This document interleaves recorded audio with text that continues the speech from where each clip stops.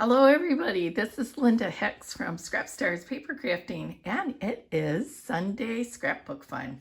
So today I'm going to continue on with what I was talking about last week with using two-tone and white core cardstock. And last week we made this layout and I showed you how to use your embossing folders, and you can scrape off if you have white core paper and it will make it looks like snow.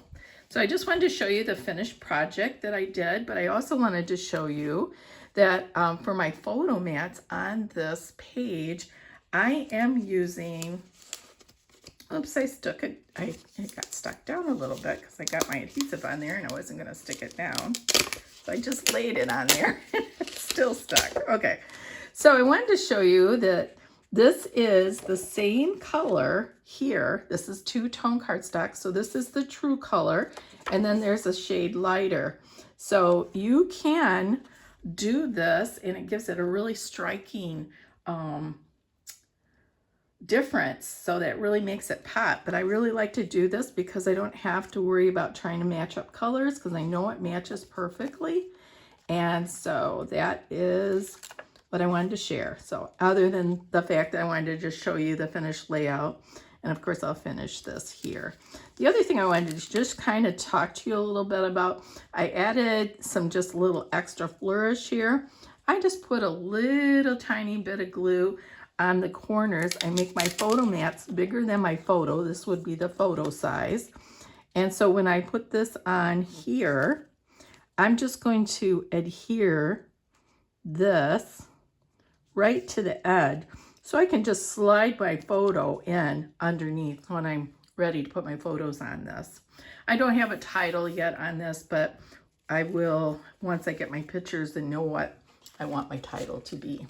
Okay, the next thing I'm going to show you with white core is tearing. And a lot of you probably already know about tearing, but it's just a fun technique that you can do that adds a different texture to your paper. And I love it, especially for this type of thing for summer, because I can make it look like beachy sand, or you can use it with blue water and make it look like waves with the waves foaming up on the top. Now with tearing, if you want to tear your paper, I always learn to tear it towards me. So I pick this side of the color that I want to show with the white core and then tear it towards you, and see how that will just bring that white core out. Okay, so if I wanted the lighter side, see how on the lighter side it doesn't show? So if I wanted it on the lighter side, I would have to tear it like this to show the white core. Okay, so that's just a tip with tearing, but this is a fun technique that you can use on cards and scrapbooking, and you can use it with your designer series paper because it is white core as well, and it just adds some different dimension and element to your layouts and cards. Okay, so now we're moving on to one more. I'm really giving you a lot of information quickly. This is the layout that I did for my team, and I kind of did all of these samples of things that you can do. Oh, this is upside down, but it really doesn't matter because it looks beautiful whatever way I put it. So anyway, you can see that I did the sanding here with an embossing folder, and I brought out that white core. We'll bring that up so you can see it a little bit better. And then I did a special kind of tearing here where I used my paper trimmer. And let me show you how I did that. So we'll just bring this over here and we'll use that same piece of paper, actually, that I showed you the tearing on. And I use my pick a tool, and it's got a sharp point on it. And of course I don't have it like right handy because I'm doing a video. Ah! Oh, here it is. Good. I thought I had it right out. But you know, when you do a video, it's like everything like goes crazy. Okay, so if you want a little bit of a rougher edge, but you don't want it quite like what tearing would do, because tearing would be a bigger showing of the white core. But you wanted just a nice fine little edge. And I use this a lot when I just want some distressing on the edges of my photo mats. And this is what you can do. I use my pick your tool and I put it to whatever measurement I want. And I take the pointy thing on your Picket tool. It has lots of different things. It has a little thing where you can pick up your jewels with it. Just a handy, and I love this.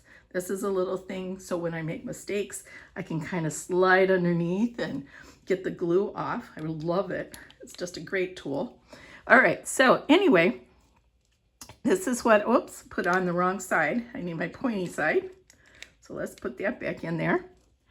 Okay, so I just take it and I go right along my scoring line of my paper trimmer. And I'm just gonna go straight on down. And you can see, this might be better to see on the dark side, but you can see that there is some distressing there. Now, another thing you can do for distressing is you can use your sanding block and you can stress it. This is a little bit more fine, raggedy. Let me show you what, if I distress it a little bit with my sanding block, it's gonna be kind of smooth. So here's the difference. This is a nice smooth edge with my sanding block, and this is kind of a little more like a tear, but just a little more rustic, actually, I guess is a word that you could use. So I love that. The other thing I wanted to show you too is another sanding technique that you can do that I didn't show you with the last time when we were doing some of the sanding stuff is I call it the denim look. And this of course is a green piece of paper. But when I sand it, I'm going to sand it instead of in circles like I do with embossing, or when I do lines where I emboss it and want to show that white core, I will do it in straight lines across the color. And then I will turn it and I'll go the opposite way. And I like to use this on blue a lot when I'm doing pictures, you know, of my daughter when she rides horses or outdoor on the farm or whatever. And it kind of gives it like a jean. That's why I call it a jean look, because it gives it kind of like a jean look, especially if you use it on blue. It's just another fun technique that you can use with white core paper. All right, let's see. I did most of all of them. This one I showed you last week where you can make a pattern just embossing on your paper trimmer as your scoring tool and then going over it. This one, and then I want to just show you too, this is the same paper, but on the back side, it's just a lighter thing. So it just gives it a little different look with the dark and the light. And then this is called the leather look. And I really like this too. Let's see if we can do that. What I do a lot of times with my paper, I will just, because it is hard, I will just spray it lightly, just a light spray with water. And then I crumble it all up. And then I open it up and I crumble it again because I want it to look like leather. And this looks really good with brown, but you can see it kind of gives it that leather look. And then if I want more of the white core to show, I can go ahead and lightly brush it with the sanding block and it'll pop out some of that white core a little more. Okay, so I think that's pretty much it, other than a design element that you can do with the two-tone colors. And I showed you how you can use them in your scrapbooking, just using them with the back, using like the true side and then using the lighter side for your photo mats, or vice versa, because it gives you more color. But you can also take it and make a pattern on cards or on your scrapbook page, where if you want to get it together, but you want this similar color, you want a monotone color, you could go back and forth with dark and light and just give it a different look too. So there's just so many things that you can do with this. The two-tone and white core paper, I just love using it.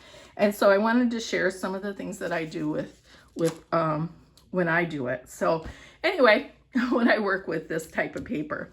So happy Sunday scrapping, and I hope you guys learned some tips and had some fun today watching this video. See you next Sunday. Bye.